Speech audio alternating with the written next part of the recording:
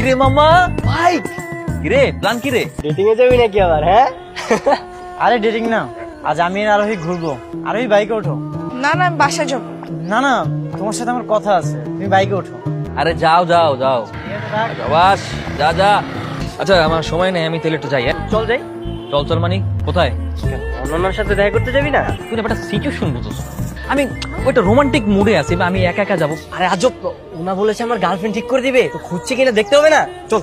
আর বাবা সেটা তো খুঁজতেছে, খুঁজতে সময় লাগবে না, খোঁজার পর তোকে জানাবে। হ্যাঁ কিভাবে জানাবে? আমার নাম্বার কি আর ওর কাছে আছে? তুই একটা কাজ কর, ফোন নাম্বারটা আমাকে দে। না না না, ওর নাম্বার কেন দেবো? ওর নাম্বার দেওয়া যাবে না। তার চাইতে চল দেখা করে আয়, আমার নাম্বার নেওয়া যাবে না, ওগুলো চাবি না, খবরদার। চল কি রে তোরা এমন ভাবে তাকিয়ে আছিস কেন? তুই একটু সাইডে যাও, কথা বলি কিছুক্ষণ। আরে এরকম প্রেম তো তোরা সারাদিনই করতে থাকবি, একবার আমার কথাটা তো ভাববি না?